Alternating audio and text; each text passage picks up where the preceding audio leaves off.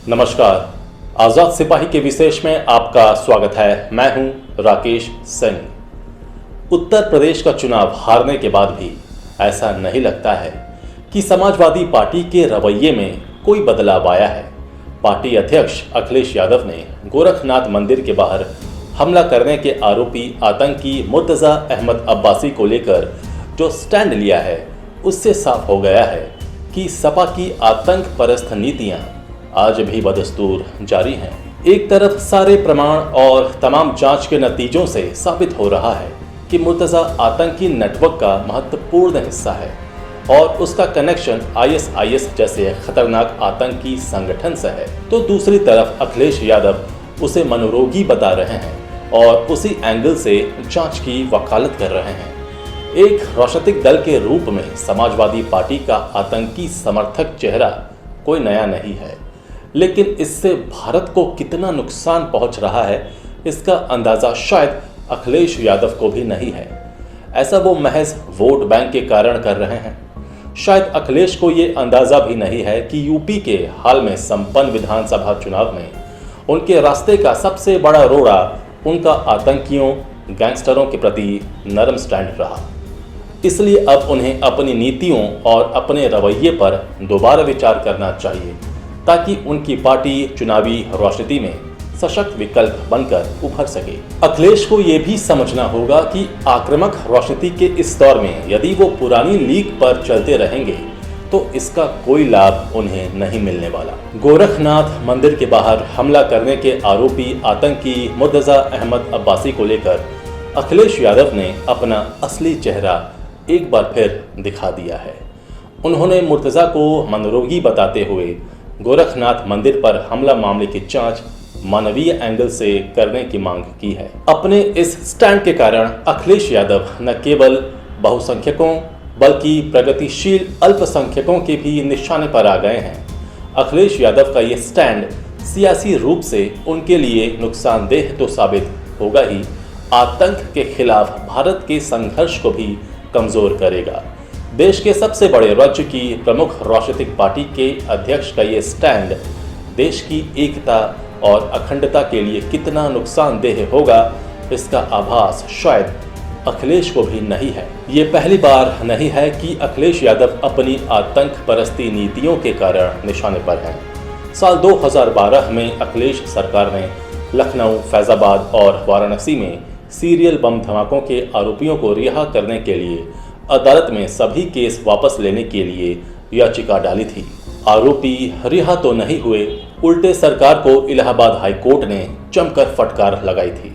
अखिलेश यादव का ये आतंक परस्त चेहरा उस समय सामने आया था जब 2012 के चुनाव में जारी अपने चुनाव घोषणा पत्र में उन्होंने वादा किया था कि आतंक के आरोप में जेल में दहशतगर्दियों को न केवल उनकी सरकार रिहा करवाएगी बल्कि उन्हें हर्जाना भी दिया जाएगा।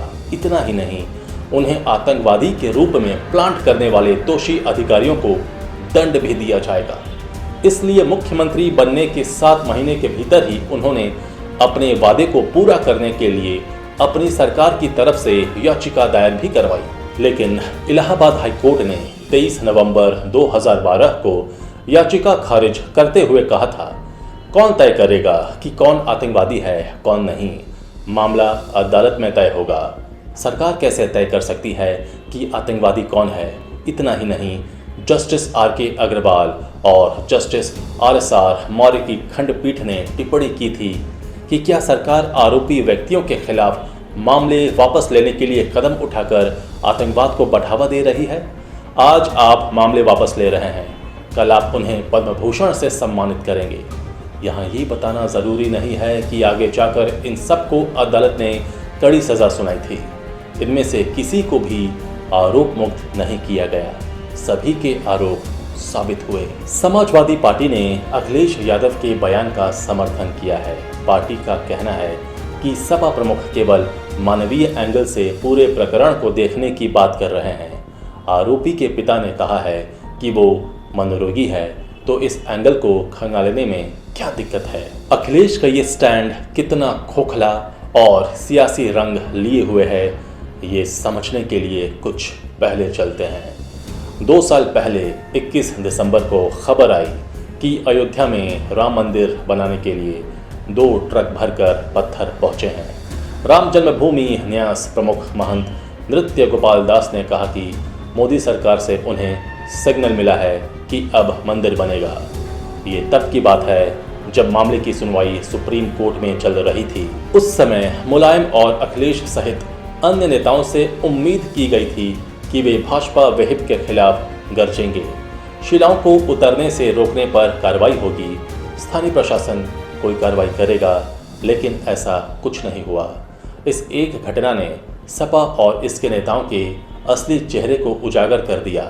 एक वर्ग विशेष के बीच ये संदेश गया कि सपा उनका इस्तेमाल केवल अपनी सियासी रोटी सेकने के लिए कर रही है। लेकिन समाजवादी पार्टी के रणनीतिकार दीवार पर लिखी उस इबारत को पढ़ना भूल गए हैं, जिसके अनुसार अब भारत का हर वर्ग विकास और आतंक मुक्त जीवन का पक्षधर हो गया है। 2022 के चुनाव में सपा को मिली चुनावी शिकस्त में बहुत कुछ संदेश छिपा है। किसी भी आतंकी के मामले में स्टैंड लेने से पहले अखिलेश को ये सोचना होगा, इतना ही नहीं, अखिलेश यादव को समझना होगा कि उनका ये स्टैंड भारत की एकता और अखंडता को नुकसान तो पहुंचा ही रहा है, देश की संवैधानिक संस्थाओं पर सवालिया निशान लगा रहा है। जिस देश की न्यायिक प्रणाली इतनी पारदर्शी है कि दुश्मन देश पाकिस्तान के आतंकी अजमल कसाब को भी सफाई देने का अवसर मिलता है, वहां अपने देश के नेता द्वारा इस पर उंगली उठाना कहीं से भी उचित नहीं है। आजाद सिपाही के विशेष में अभी इतना ही। आप हमारे इस YouTube चैनल को जरूर सब्सक्राइब करें। आप हमारे Facebook पेज को भी जरूर फॉलो करें। धन्यवाद।